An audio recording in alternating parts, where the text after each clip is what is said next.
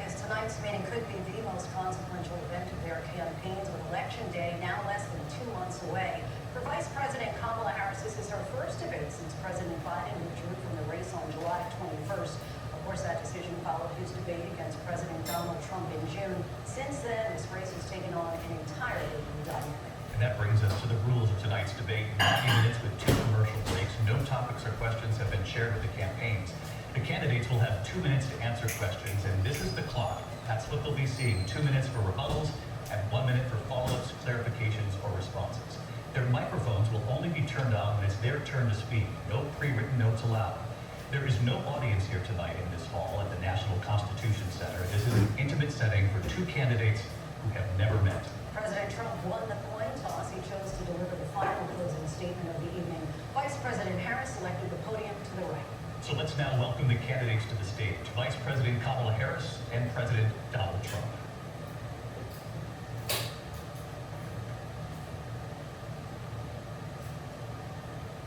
Kamala Harris.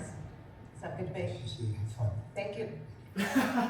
Welcome to you both. It's wonderful to have you. It's an honor to have you both here tonight. Good evening. We are looking forward to a spirited and thoughtful debate. So let's get started. I want to begin tonight with the issue that voters repeatedly say is their #1 issue, and that is the economy and the cost of living in this country. Vice President Harris, you and President Trump were elected 4 years ago, and your opponent on the stage here tonight often asks his supporters, are you better off than you were 4 years ago? When it comes to the economy, do you believe Americans are better off than they were 4 years ago? So I was raised as a middle-class kid, and I am actually the only person on this stage who has a plan that is about lifting up the middle class and working people of America. I believe in the ambition, the aspirations, the dreams of the American people. And that is why I imagine and have actually a plan to build what I call an opportunity economy. Because here's the thing. We know that we have a shortage of homes and housing, and the cost of housing is too expensive for far too many people. We know that young families need support to raise their children, and I intend on extending a tax cut for those families of $6,000, which is the largest child tax credit that we have given in a long time, so that those young families can afford to buy a crib, buy a car seat, buy clothes for their children. My passion, one of them, is small businesses. My mother raised my sister and me, but there was a woman who helped raise us. We call her our second mother. She was a small business owner. I love our small businesses. My plan is to give a $50,000 tax deduction to start up small businesses, knowing they are part of the backbone of America's economy. My opponent, on the other hand, his plan is to do what he has done before, which is to provide a tax cut for billionaires and big corporations, which will result in $5 trillion to America's deficit. My opponent has a plan that I call the Trump sales tax, which would be a 20% tax on everyday goods that you rely on to get through the month.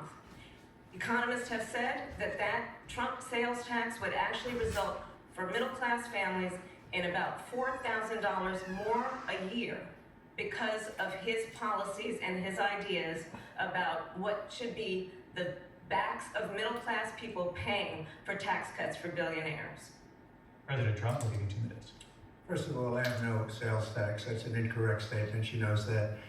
We're doing tariffs on other countries. Other countries are going to finally, after 75 years, pay us back for all that we've done for the world. And the tariff will be substantial in some cases. I took in billions and billions of dollars, as you know, from China.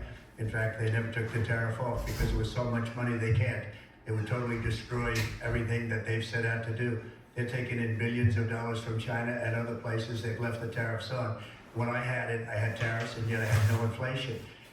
Look, we've had a terrible economy because inflation which is really known as a country buster. It breaks up countries. We have inflation like very few people have ever seen before, probably the worst in our nation's history. We were at 21%, but that's being generous because many things are 50, 60, 70, and 80% higher than they were just a few years ago. This has been a disaster for people, for the middle class, but for every class. On top of that, we have millions of people pouring into our country from prisons and jails, from mental institutions and insane asylums, and they're coming in and they're taking jobs that are occupied right now by African Americans and Hispanics, and also unions. Unions are going to be affected very soon. And you see what's happening. You see what's happening with towns throughout the United States. You look at Springfield, Ohio. You look at Aurora in Colorado. They are taking over the towns. They're taking over buildings. They're going in violently. These are the people that Xi and Biden led into our country, and they're destroying our country. They're dangerous. They're at the highest level of criminality, and we have to get them out. We have to get them out fast. I created one of the greatest economies in the history of our country. I'll do it again and even better. We are going to get to immigration and border security during this debate, but I would like to let Vice President Harris respond on the economy here. Well, I would love to. Let's talk about what Donald Trump left us. Donald Trump left us the worst unemployment since the Great Depression. Donald Trump left us the worst public health epidemic in a century. Donald Trump left us the worst attack on our democracy since the Civil War. That's true. And what we have done is clean up Donald Trump's mess. What we have done and what I intend to do is build on what we know are the aspirations and the hopes of the American people. But I'm going to tell you on this debate tonight, you're going to hear from the same old tired playbook, a bunch of lies, grievances, and name calling. What you're going to hear tonight is a detailed and dangerous plan called Project 2025 that the former president intends on implementing if he were elected again. I believe very strongly that the American people want a president who understands the importance of bringing us together, knowing we have so much more in common than what separates us, and I pledge to you to be a president for all Americans. President Trump will give you a minute to respond. Number one, I have nothing to do, as you know, and as she knows better than anyone, I have nothing to do with Project 2025.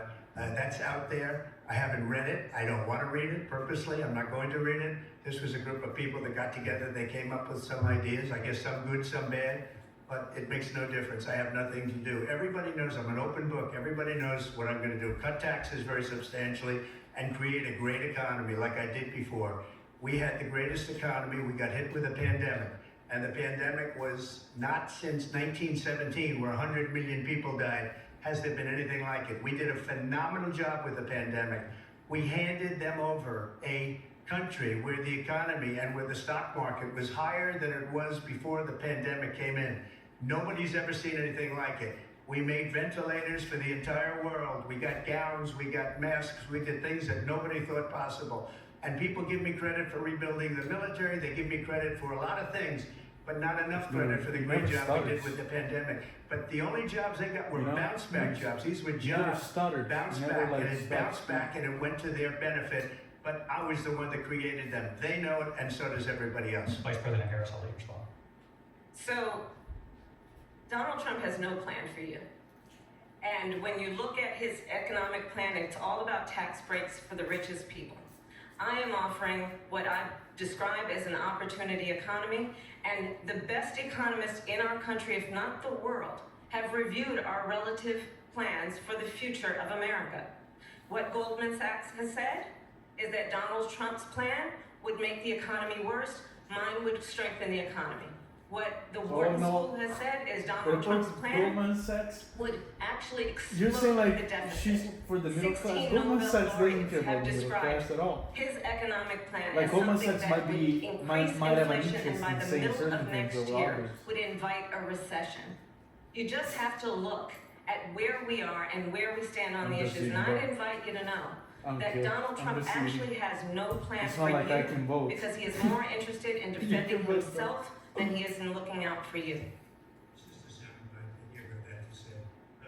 I went to the Wharton School of Finance, and many of those professors, the top professors, think my plan is a brilliant plan. It's a great plan. It's a plan that's going to bring up our worth, our value as a country. It's going to make people want to be able to go and work and create jobs and create a lot of good, solid money for our country. And just to finish off, she doesn't have a plan. She copied Biden's plan, and it's like 4 sentences, like run, spot, run.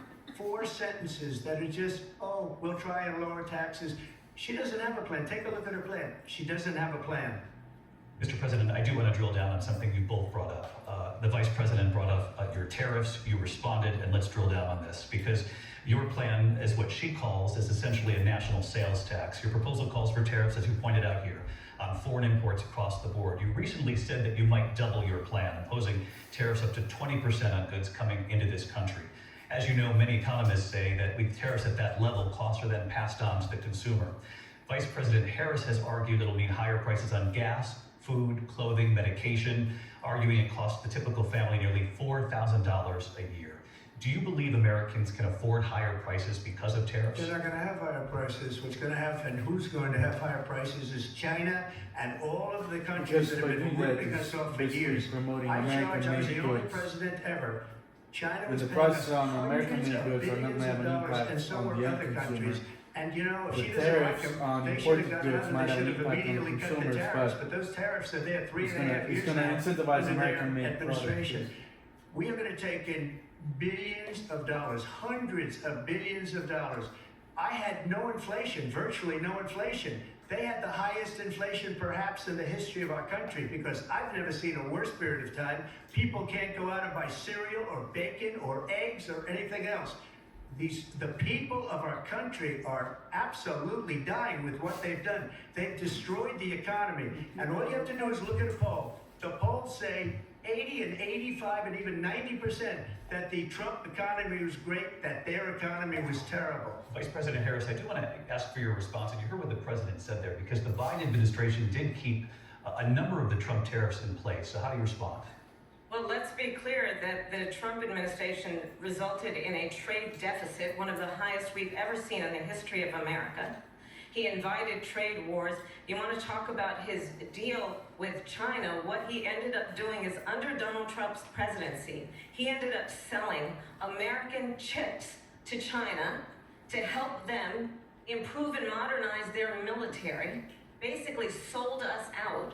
When a policy about China should be in making sure the United States of America wins the competition for the 21st century, which means focusing on the details of what that requires, focusing on relationships with our allies, focusing on investing in American-based technology so that we win the race on AI, on quantum computing, focusing on what we need to do to support America's workforce so that we don't end up having on the short end of the stick in terms of workers' rights. But what Donald Trump did, let's talk about this, with COVID, is he actually thanked President Xi for what he did during COVID. Look at his tweet. Thank you, President Xi, exclamation point, when we know that Xi was responsible for lacking and not giving us transparency about the origins of COVID. President Trump, I'll let you respond. First of all, they bought their chips from Taiwan. We hardly make chips anymore because of philosophies like they have and policies like they have. I don't say her because she has no policy. Everything that she believed 3 years ago and 4 years ago is out the window. She's going to my philosophy now. In fact, I was going to send her a MAGA hat. She's gone to my philosophy. But if she ever got elected, she'd change it. And it will be the end of our country. She's a Marxist. Everybody knows she's a Marxist. Her father's a Marxist professor in economics, and he taught her well. But when you look at what she's done to our country, and when you look at these millions and millions of people that are pouring into our country monthly, where it's, I believe, 21 million people, not the 15 that people say, and I think it's a lot higher than the 21. That's bigger than New York State pouring in. And just look at what they're doing to our country. They're criminals. Many of these people coming in are criminals. And that's bad for our economy, too. You know, you mentioned before, we'll talk about immigration later. Well, bad immigration is the worst thing that can happen to our economy. They have, and she has destroyed our country with policy that's insane. Almost policies that you say they have to hate our country. President Trump, thank you. Lindsay? I want to turn to the issue of abortion. President Trump, you often touted that you were able to kill Roe v. Wade. Last year, you said that you were proud to be the most pro-life president in American history. Then last month, you said that your administration would be great for women and their reproductive rights. In your home state of Florida, you surprised many with regard to your 6-week abortion ban because you initially had said that it was too short. And you said, quote, I'm going to be voting that we need more than 6 weeks. But then the very next day, you reversed course and said you would vote to support the 6-week ban. Vice President Harris says that women shouldn't trust you on the issue of abortion because you've changed your position so many times. Therefore, why should they trust you? Well, the reason I'm doing that vote is because the plan is, as you know, the vote is, they have abortion in the 9th month. They even have, and you can look at the governor of West Virginia, the previous governor of West Virginia, not the current governor, who's doing an excellent job, but the governor before, he said the baby will be born and we will decide what to do with the baby. In other words, we'll execute the baby. And that's why I did that, because that predominates, because they're radical. The Democrats are radical in that. And her vice presidential pick, which I think was a horrible pick, by the way, for our country, because he is really out of it.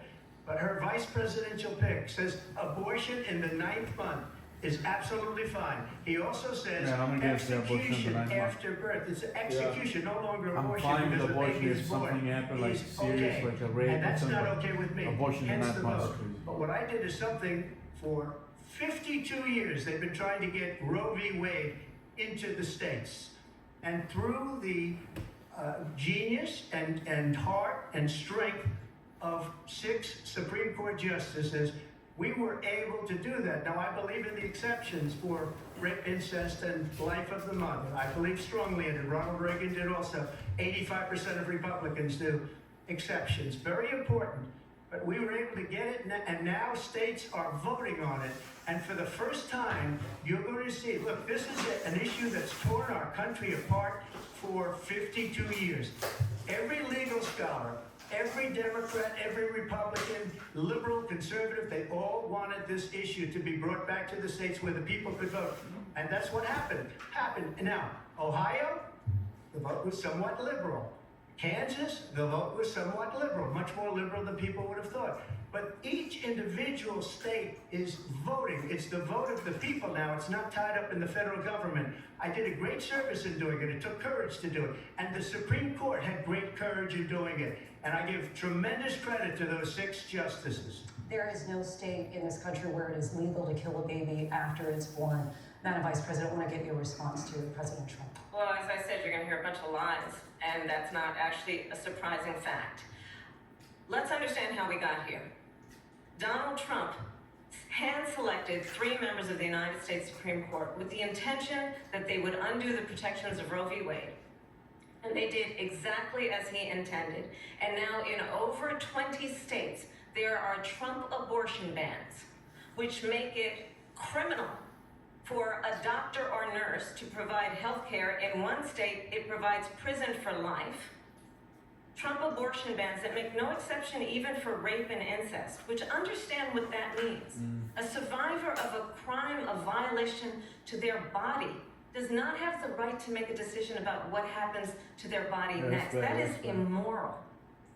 And one does not have to abandon their faith or deeply held beliefs to agree. The government, and Donald Trump certainly, should not be telling a woman what to do with her body. I have talked with women around our country. You want to talk about this is what people wanted? Pregnant women who want to carry a pregnancy to term, suffering from a miscarriage, being denied care in an emergency room because the healthcare providers are afraid they might go to jail, and she's bleeding out in a car in the parking lot. She didn't want that. Her husband didn't want that. A 12 or 13-year-old survivor of incest being forced to carry a pregnancy to term. They don't want that. And I pledge to you, when Congress passes a bill to put back in place the protections of Roe v. Wade, as President of the United States, I will proudly sign it into law. But understand, if Donald Trump were to be reelected, he will sign a national abortion ban. Understand, in his Project 2025, there would be a national abortion, a monitor that would be monitoring your pregnancies, your miscarriages. I think the American people believe that certain freedoms, in particular the freedom to make decisions about one's own body, should not be made by the government. Thank you, Vice President Harris. That was a good, Those that was a again, good it's a spot. lie. Yeah. I'm not signing a ban, and there's no reason to sign a ban, because we've gotten what everybody wanted. Democrats, Republicans, and everybody else, and every legal scholar wanted it to be brought back into the states, and the states are voting. And it may take a little time, but for 52 years, this issue has torn our country apart, and they've wanted it back in the states. And I did something that nobody thought was possible. The states are now voting. What she says is an absolute lie. And as far as the abortion ban, no, I'm not in favor of abortion ban, but it doesn't matter, because this issue has now been taken over by the states. Would you veto a national abortion ban if it came Well, to I your won't desk? have to, because again, and two things. Number one, she said she'll go back to Congress. She'll never get the vote. It's impossible for her to get the vote, especially now with the 50-50 and essentially 50-50 in both Senate and the House. She's not going to get the vote. She can't get the vote. She won't even come close to it. So it's just talk. You know what it reminds me of? When they said they're going to get student loans terminated, and it ended up being a total catastrophe. The student loans, and then her, I think probably her boss, if you call him a boss, he spends all his time on the beach. But look, her boss went out and said, we'll do it again. We'll do it a different way. And he went out, got rejected again by the Supreme Court. So all these students got taunted with this whole thing about He's a this funny whole guy, idea, no?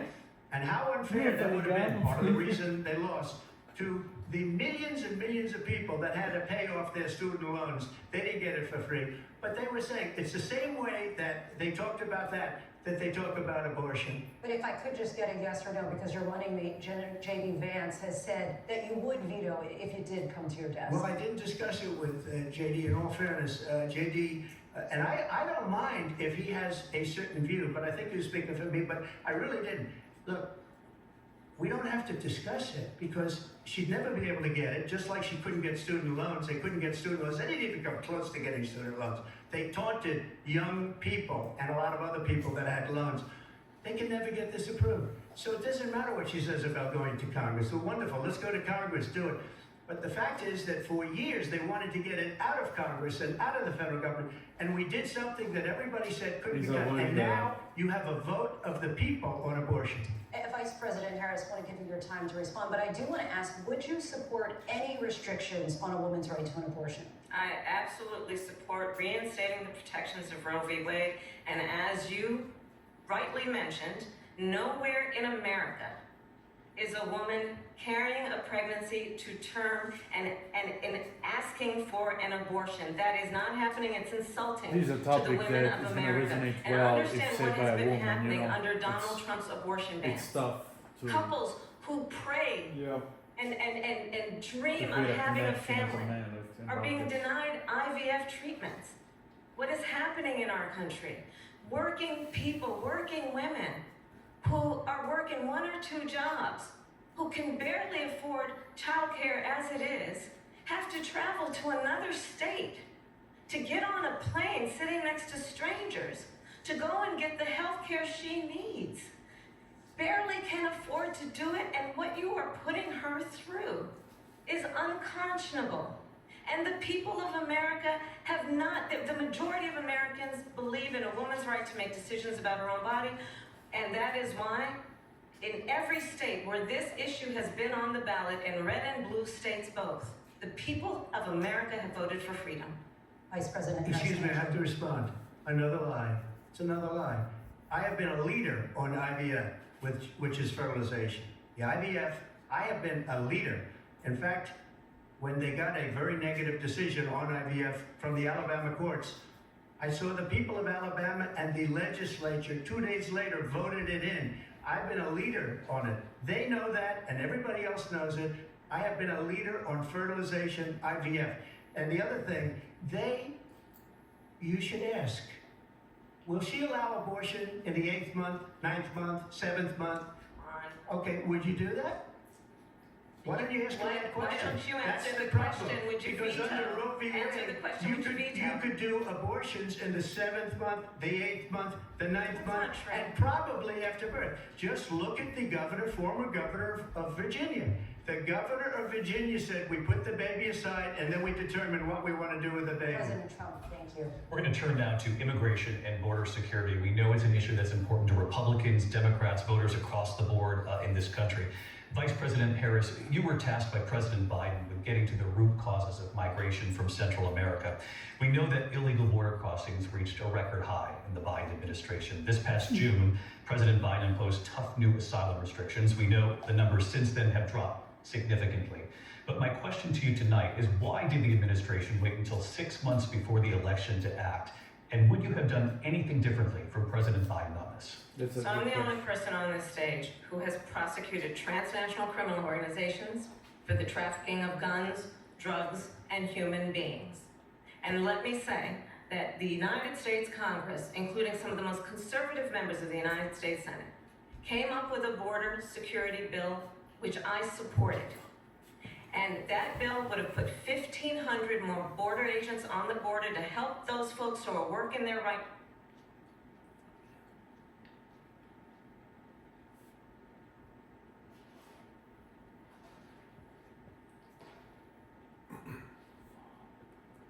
What are you recording it for? To put on Fentanyl in our country. to put on Vision Point the Omnia.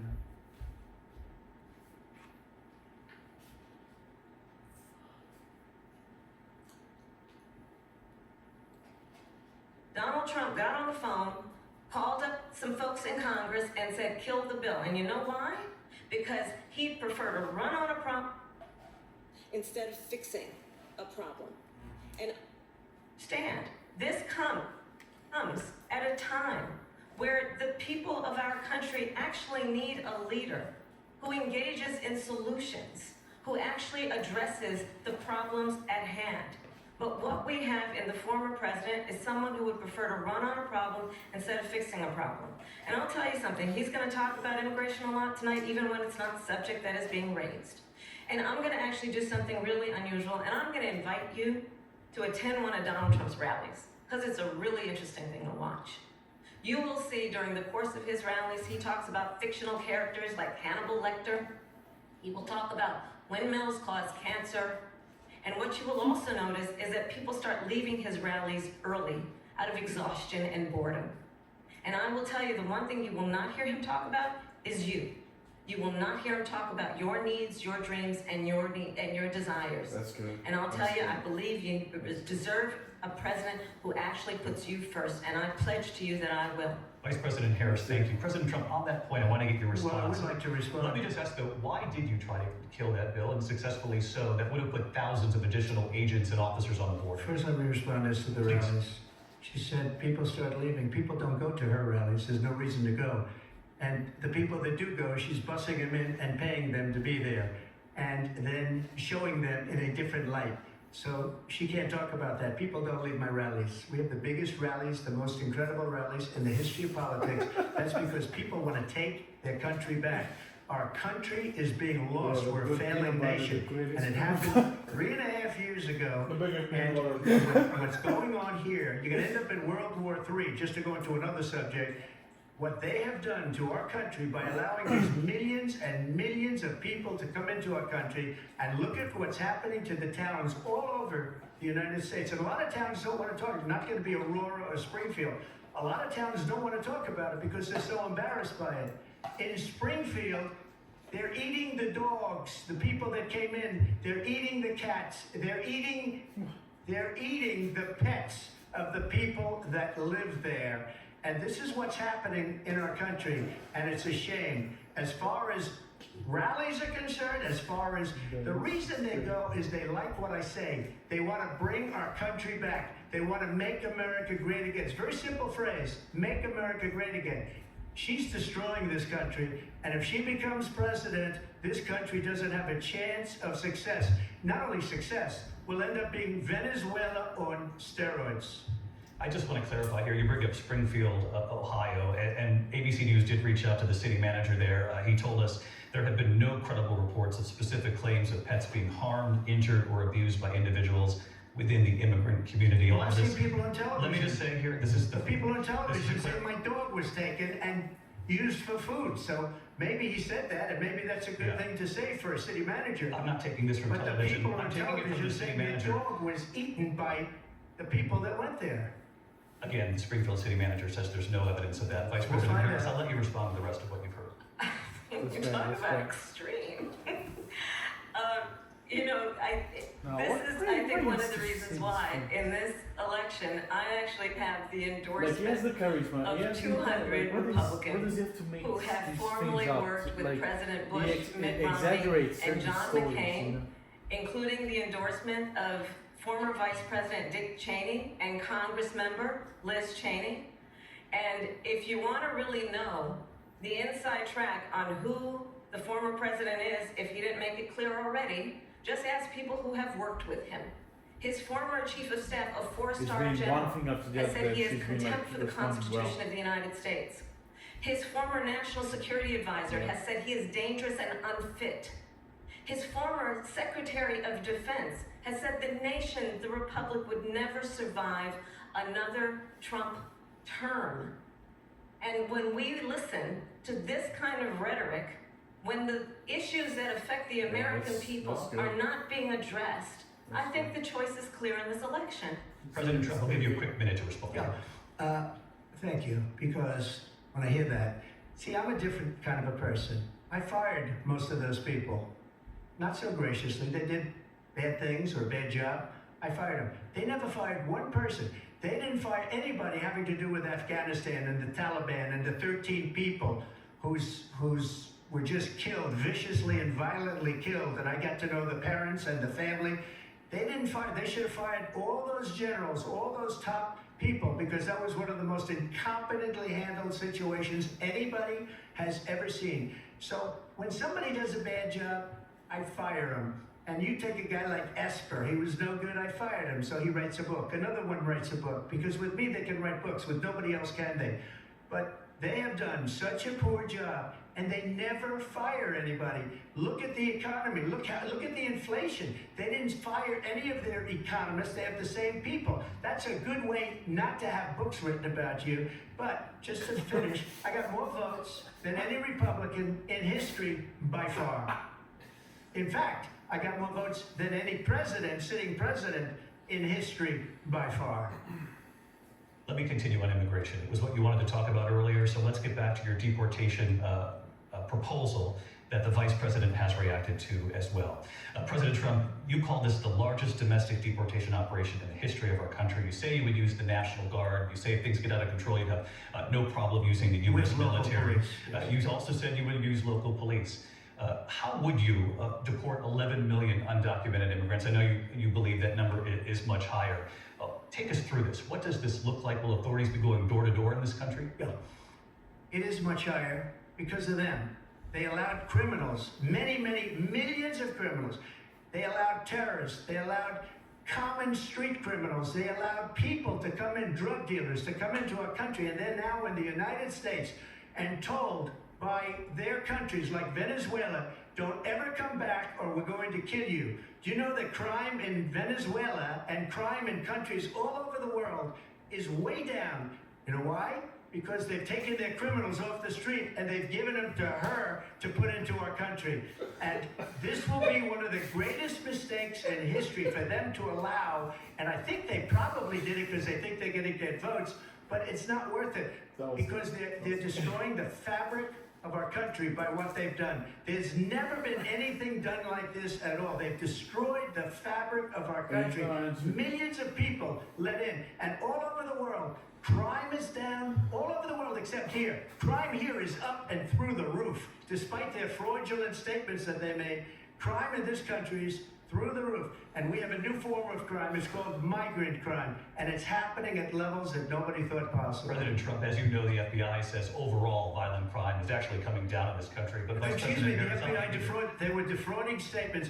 They didn't include the worst cities. They didn't include the cities with the worst crime. It was a fraud. Just like their number of 818,000 jobs that they said they created turned out to be a fraud. President Trump, thank you. I'll let you respond, Vice President. Well, I think this is so rich, coming from someone who has been prosecuted for national but security she crimes, plays this card. economic It's an crimes, easy card. election interference, Best has stuff. been found Yeah, liable for sexual assault, and his next big court appearance is in November at his own criminal sentencing. And let's be clear where each person stands on the issue of what is important about respect for the rule of law and respect for law enforcement. The former vice president called for defunding federal law enforcement, 45,000 agents, get this, on the day after he was arraigned on 34 felony counts. So let's talk about what is important in this race. It is important that we move forward, that we turn the page on this same old tired rhetoric and address the needs of the American people, address what we need to do about the housing shortage, which I have a plan for, address what we must do to support our small businesses, address bringing down the price of groceries. But frankly, the American people are exhausted with this same old tired playbook. Vice President Harris, thank you. Excuse me, every one of those cases was started by them against their political opponent, and I'm winning most of them, and I will win the rest on appeal. And you saw that with the decision that came down just recently from the Supreme Court. I'm winning most of them. But those are cases, it's called weaponization. Never happened in this country. They weaponized the Justice Department. Every one of those cases was involved with the DOJ, from Atlanta and Fani Willis to the Attorney General of New York and the DA of New York. Every one of those cases. And then they say, oh, he's a criminal. They're the ones that made them go after me. By the way, Joe Biden was found essentially guilty on the documents case. And what happened in my documents case? They said, oh, that's the toughest of them all. A complete and total victory. 2 months ago, it was thrown out. It's weaponization, and they used it, and it's never happened in this country. They used it to try and win an election. They're fake cases. President Trump, thank you. A really quick response here, Vice President Harris, on this notion of weaponization of the Justice Department. Well, let's talk about extreme and understand the context in which this election in 2024 is taking place. The United States Supreme Court recently ruled that the former president would essentially be immune from any misconduct if he were to enter the White House again.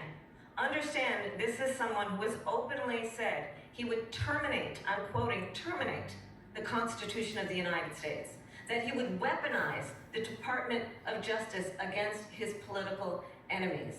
Someone who has openly expressed disdain for members of our military. Understand what it would mean if Donald Trump were back in the White House with no guardrails. Because certainly we know now the court won't stop him. We know J.D. Vance is not going to stop him. It's up to the American people Vice to President stop Harris, him. thank you. Lindsay? Vice President Harris, in your last run for president, This is the one that weaponized, not me. She weaponized. I probably took a bullet to the head because of the things that they say about me. They talk about democracy. I'm a threat to democracy. They're the threat to democracy with a fake Russia investigation We do have a lot to that get- went nowhere. We have a lot to get to. Lindsay? Vice President Harris, in your last run for president, you said you wanted to ban fracking. Now you don't. You wanted mandatory government buyback programs for assault weapons. Now your campaign says you don't. You supported decriminalizing border crossings. Now you're taking a harder line. I know you say that your values have not changed. So then why have so many of your policy positions changed? So my values have not changed, and I'm going to discuss every one of it, at least every point that you've made. But in particular, let's talk about fracking because we're here in Pennsylvania. I made that very clear in 2020. I will not ban fracking. I have not banned fracking as Vice President of the United States. And in fact, I was the tie-breaking vote on the Inflation Reduction Act, which opened new leases for fracking. My position is that we have got to invest in diverse sources of energy so we reduce our reliance on foreign oil. We have had the largest increase in domestic oil production in history because of an approach that recognizes that we cannot over-rely on foreign oil. As it relates to my values, let me tell you, I grew up a middle-class kid raised by a hardworking mother.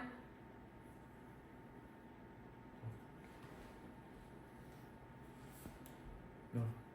Oh, the mother. We're having technical difficulties.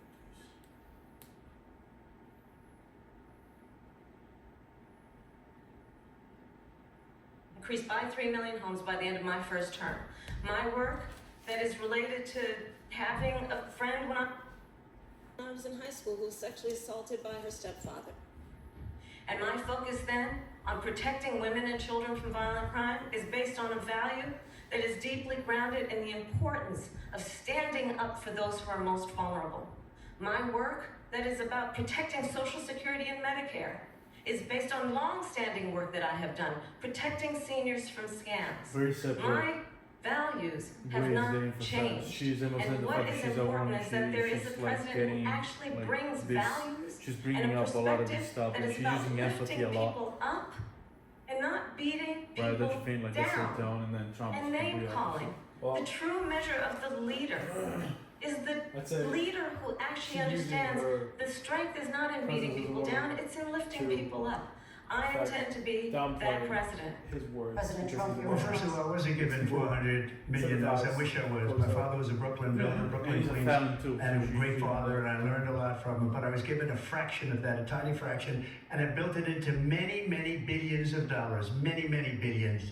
And when people see it, they are even surprised. So we don't have to talk about that. Fracking, she's been against it for 12 years. Defund the police, she's been against that forever. She gave all that stuff up very wrongly, very horribly, and everybody's laughing at it, okay? They're all laughing at it. She gave up at least 12 and probably 14 or 15 different policies. Like, she was big on defund the police. In Minnesota, she went out, wait a minute, I'm talking now. You don't mind, please. Does that sound familiar? She went out in Minnesota and wanted to let criminals that killed people, that burned down Minneapolis, she went out and raised money to get them out of jail. She did things that nobody would ever think of. Now she wants to do transgender operations on illegal aliens that are in prison. This is a radical left liberal that would do this. She wants to confiscate your guns, and she will never allow fracking in Pennsylvania. If she won the election, fracking in Pennsylvania will end on day one. Just to finish one thing, so important in my opinion. So I got the oil business going like nobody has ever done before. When they took over, they got rid of it, started getting rid of it, and the prices were going up the roof. They immediately let these guys go to where they were. I would have been 5 times, 4 times, 5 times higher, because you're talking about 3.5 years ago. They got it up to where I was because they had no choice, because the prices of energy were quadrupling and doubling. You saw what happened to gasoline. So they said, let's go back to Trump. But if she won the election, the day after that election, they'll go back to destroying our country, and oil will be dead, fossil fuel will be dead, we'll go back to windmills, and we'll go back to solar, where they need a whole desert to get some energy to come out. You ever see a solar plant? By the way, I'm a big fan of solar.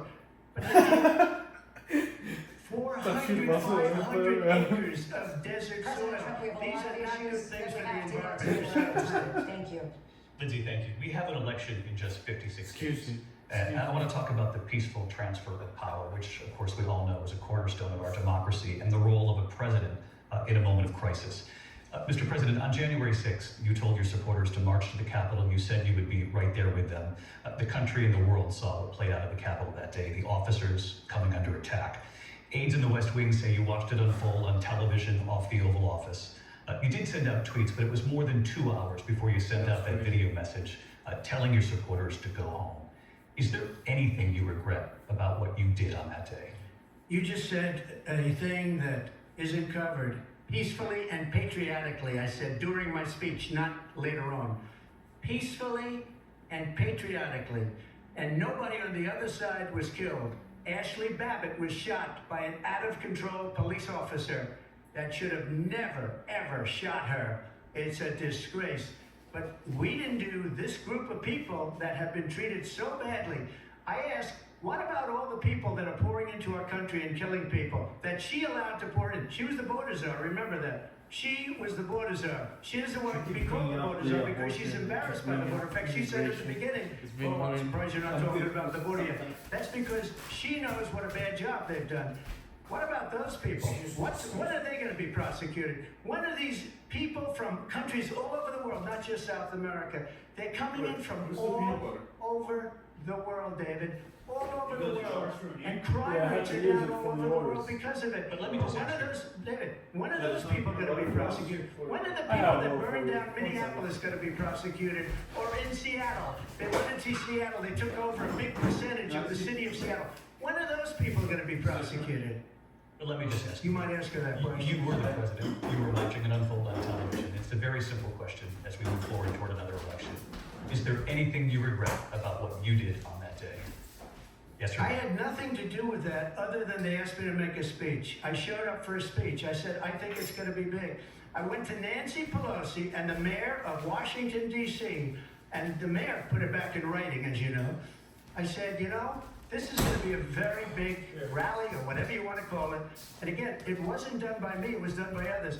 I said, I'd like to give you 10,000 National Guard or soldiers. They rejected me. Nancy Pelosi rejected me. It was just 2 weeks ago. Her daughter has a tape of her saying she is fully responsible for what happened. They want to get rid of that tape.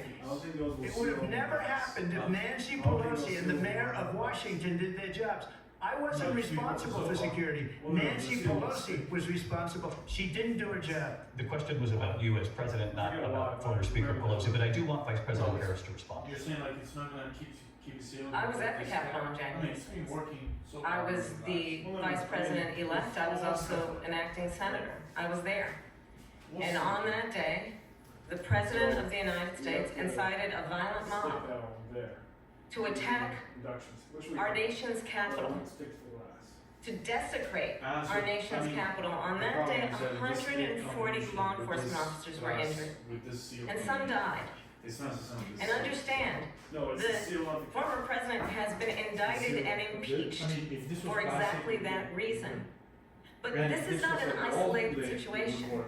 Let's remember Charlottesville, where there was a mob of people carrying tiki torches, Right, but that's a spewing different kind of seal. anti-Semitic hate. Yeah, the seal. And what did the president then at the time say? There were fine people on each side. Let's remember No, you don't. that when it came to the Proud Boys, a militia, On the this. president said, the former president said, stand back and stand by.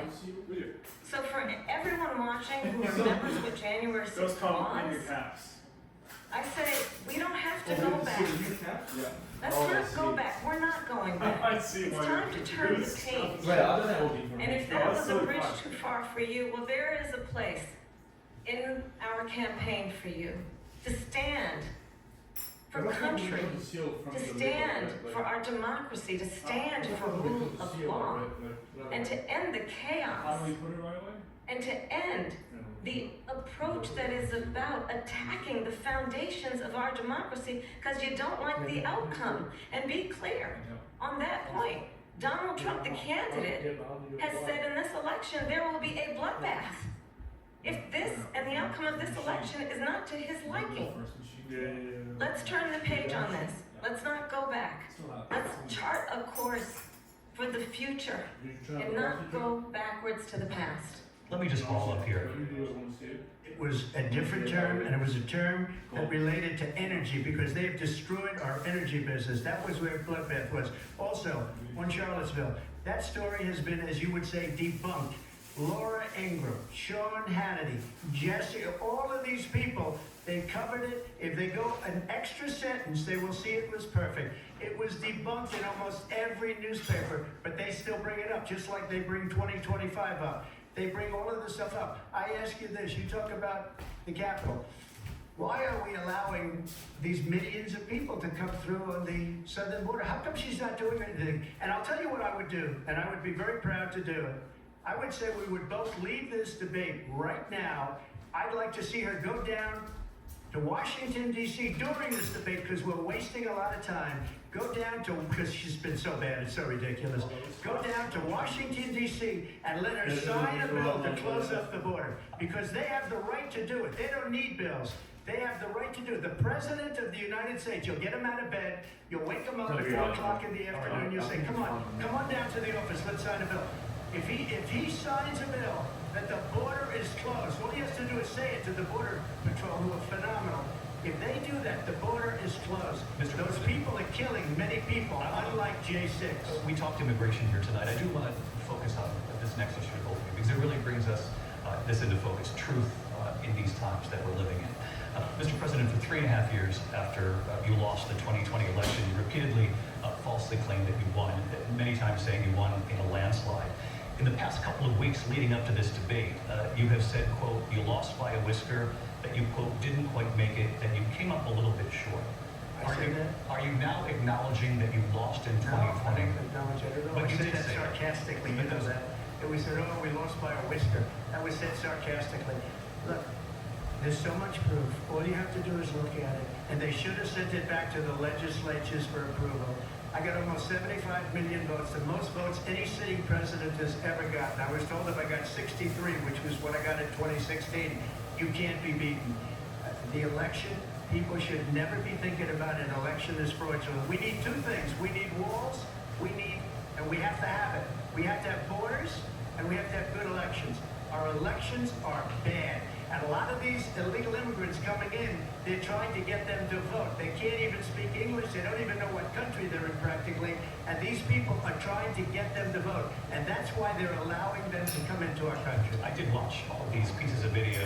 I didn't detect the sarcasm, lost by a whisper, we didn't quite make it. And we should just point out here as clarification, and you know this, you and your allies, 60 cases, in front of many judges, many of them No judge Republican, looked at it. and said They there's said no we didn't have widespread standing. fraud. That's the other thing. They said we didn't have standing, a technicality. Can you imagine a system where a person in an election doesn't have standing? The President of the United States doesn't have standing. That's how we lost. If you look at the facts, and I'd love to have you, if you do a special on it, I'll show you Georgia, and I'll show you Wisconsin, and I'll show you Pennsylvania, and I'll show you, we have so many facts and statistics, but you know what?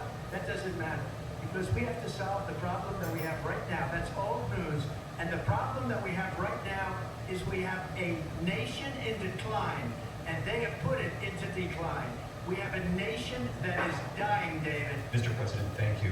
Vice President Harris, you heard the President there tonight. He said he didn't say that he lost by whisper, so he still believes he did not lose the election that was won by President Biden and yourself. But I do want to ask you about something that's come up in the last couple of days. This was a post from President Trump about this upcoming election just weeks away. He said, when I win, those people who cheated, and then he lists donors, voters, election officials, he says will be prosecuted to the fullest extent of the law, which will include long-term prison sentences. One of your campaign's top lawyers responded saying, we won't let Donald Trump intimidate us, we won't let him suppress the vote. Is that what you believe he's trying to do here? Donald Trump was fired by 81 million people. So let's be clear about that. And clearly he is having a very difficult time processing that. But we cannot afford to have a president of the United States who attempts, as he did in the past, to upend the will of the voters in a free and fair election. And I'm going to tell you that I have traveled the world as Vice President of the United States, and world leaders are laughing at Donald Trump. I have talked with military leaders, some of whom work with you, and they say you're a disgrace. And when you then talk in this way in a presidential debate and deny what over and over again are court cases you have lost because you did in fact lose that election, it leads one to believe that perhaps we do not have in the candidate to my right the temperament or the ability to not be confused about fact. That's deeply troubling, and the American people deserve better. I'll give you 1 minute to respond, Mr. President. Let me just say about world leaders. Viktor Orban, one of the most respected men, they call him a strong man. He's a tough person, smart. Prime Minister of Hungary. They said, why is the whole world blowing up? 3 years ago it wasn't. Why is it blowing up? He said, because you need Trump back as president. They were afraid of him. China was afraid, and I don't like to use the word afraid, but I'm just quoting him. China was afraid of him. North Korea was afraid of him. Look at what's going on with North Korea, by the way. He said Russia was afraid of him. I ended the Nord Stream 2 pipeline, and Biden put it back on day one, but he ended the XL pipeline. The XL pipeline in our country, he ended that. But he let the Russians build the pipeline going all over Europe and heading into Germany, the biggest pipeline in the world. Look, Viktor Orban said it.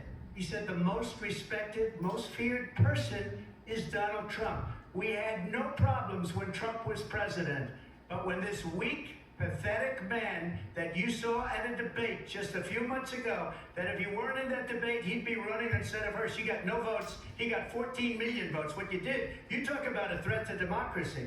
He got 14 million votes and they threw him out of office. And you know what? I'll give you a little secret. He hates her. He can't stand her. But he got 14 million votes. They threw him out. She got 0 votes. And when she ran, she was the first one to leave because she failed. And now she's running. I don't understand it, but Mr. I'm okay President, with it Mr. because President, your time is I up. think we're Thank going to you. do very well. We've got a lot more to get to. Turning now Yes. to the Israel-Hamas war and the hostages who are still being held, Americans among them. Vice President Harris, in December, you said, quote, Israel has a right to defend itself, but you added, quote, it matters how, saying international humanitarian law must be respected. Israel must do more to protect innocent civilians. You said that 9 months ago. Now an estimated 40,000 Palestinians are dead. Nearly 100 hostages remain. Just last week, Prime Minister Benjamin Netanyahu said there's not a deal in the making. President Biden has not been able to break through the stalemate. How would you do it? Well, let's understand how we got here. On October 7th, Hamas, a terrorist organization, slaughtered 1,200 Israelis. Many of them young people who were simply attending a concert. Women were horribly raped. And so absolutely, I said then, I say now, Israel has a right to defend itself. We would. And how it does so matters.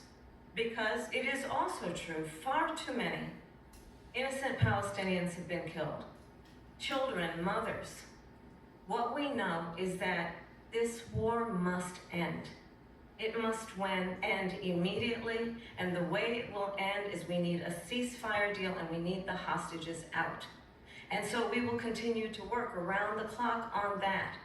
Work around the clock, also understanding that we must chart a course for a two-state solution. And in that solution, there must be security for the Israeli people and Israel, and in equal measure for the Palestinians. But the one thing I will assure you always, I will always give Israel the ability to defend itself, in particular as it relates to Iran and any threat that Iran and its proxies pose to Israel. But we must have a two-state solution where we can rebuild Gaza, where the Palestinians have security, self-determination, and the dignity they so rightly deserve.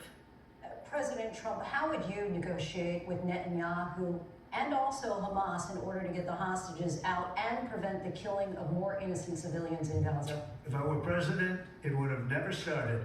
If I were president, Russia would have never, ever, I know Putin very well, he would have never, and there was no threat of it either, by the way, for 4 years, have gone into Ukraine and killed millions of people when you add it up, and far worse than people understand what's going on over there. But when she mentions about Israel, all of a sudden, she hates Israel. She wouldn't even meet with Netanyahu when he went to Congress to make a very important speech. She refused to be there because she was at a sorority party of hers. She wanted to go to the sorority party. She hates Israel. If she's president, I believe that Israel will not exist within 2 years from now. And I've been pretty good at predictions, and I hope I'm wrong about that one. She hates Israel. At the same time, in her own way, she hates the Arab population because the whole place is going to get blown up. Arabs, Jewish people, Israel will be gone. It would have never happened. Iran was broke under Donald Trump. Now Iran has $300 billion because they took off all the sanctions that I had. Iran had no money for Hamas or Hezbollah or any of the 28 different spheres of terror. And they are spheres of terror, horrible terror. They had no money. It was a big story, and you know it. You covered it very well, actually. They had no money for terror. They were broke. Now they're a rich nation, and now what they're doing is they're spreading that money around. Look at what's happening with the Houthis and Yemen. Look at what's going on in the Middle East. this would have never happened. I will get that settled and fast, and I'll get the war with Ukraine and Russia ended. If I'm president-elect, I'll get it done before even becoming president. Vice President Harris, he says you hate Israel. That's absolutely not true. I have my entire career and life supported Israel and the Israeli people. He knows that.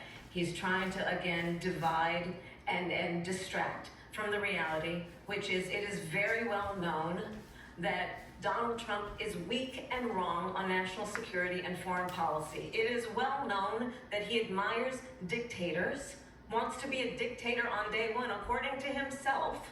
It is well known that he said of Putin that he can do whatever the hell he wants and go into Ukraine. It is well known that he said when Russia went into Ukraine, it was brilliant. It is well known he exchanged love letters with Kim Jong-un. And it is absolutely well known that these dictators and autocrats are rooting for you to be president again because they're so clear. They can manipulate you with flattery and favors. And that is why so many military leaders who you have worked with have told me you are a disgrace. That is why we understand that we have to have a president who is not consistently weak and wrong on Vice national President Harris. security, including the importance of upholding and respecting in highest regard our military. Vice President Harris, thank you. And she's the one that caused it, that's weak on national security by allowing every nation last month for the year, 168 different countries sending people into our country. Their crime rates are way down. Putin endorsed her last week, said, I hope she wins. And I think he meant it, because what he's gotten away with is absolutely incredible. It wouldn't have happened with me. The leaders of other countries think that they're weak and incompetent, and they are. They're grossly incompetent. And I just ask one question. Why does Biden go in and kill the Keystone Pipeline and approve the single biggest deal that Russia's ever made, Nord Stream 2, the biggest pipeline anywhere in the world going to Germany and all over Europe? Because they're weak and they're ineffective. And Biden, by the way, gets paid a lot of money. Thank you. We have a lot of issues to get to. We'll be right back with much more of this historic ABC News presidential debate from the National Constitution Center right here in Philadelphia. Back in a moment.